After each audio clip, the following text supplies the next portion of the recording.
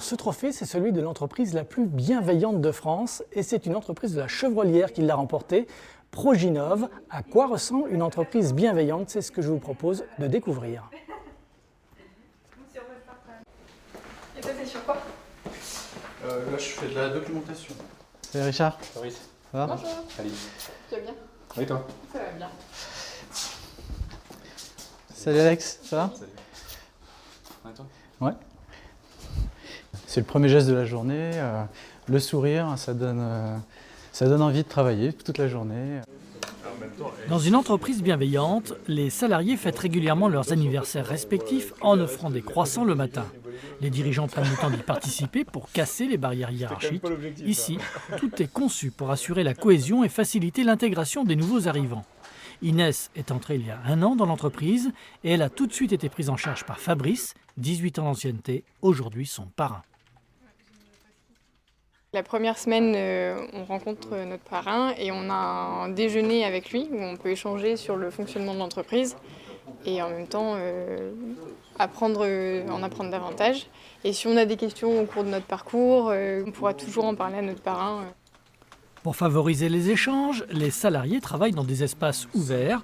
Ici, l'entraide est permanente, c'est comme une grande famille, celle des proginoviens, une espèce méconnue dans le monde capitaliste. Un proginovien, c'est quelqu'un qui participe aux activités, aux soirées, aux repas communs. Voilà, quelqu'un qui fait partie du groupe. À la pause de midi, les 250 salariés disséminés dans plusieurs bâtiments se retrouvent à la cafétéria pour déjeuner ensemble et surtout pour participer à différentes activités, sport, musique ou jardinage, comme dans ce cours animé par un intervenant extérieur. Là encore, l'objectif, c'est la cohésion du groupe. En fait, les échalotes n'aiment pas avoir les pieds dans l'eau. C'est un légume qu'on plante en hiver, mais on va le planter sur une petite butte. Donc on va fabriquer. Le comité d'entreprise organise beaucoup de choses justement pour regrouper les gens, pour les faire se rencontrer en dehors du cadre du travail. Et ça permet aux gens de rencontrer d'autres personnes qu'ils n'ont pas l'habitude de voir au quotidien. Chez Proginov, le sentiment d'appartenance à l'entreprise est fort et permet le mélange de générations. Chaque salarié est actionnaire et perçoit les bénéfices dégagés par l'activité, une formule qui se rapproche de la coopérative mais sans en avoir le statut.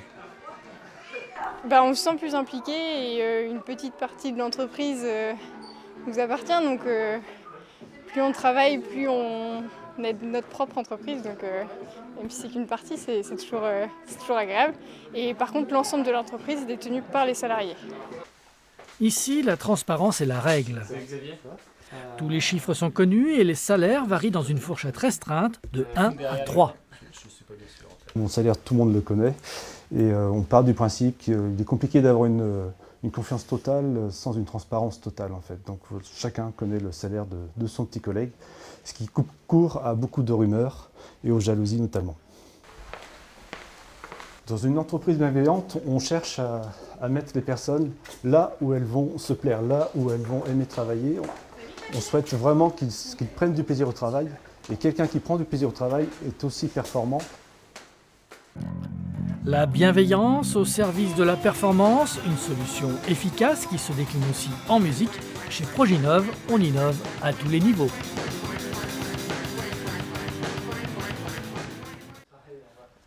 Alors, convaincu par la formule, essayez-la, vous l'adopterez et vous aurez du mal à revenir en arrière. Il suffit d'oser.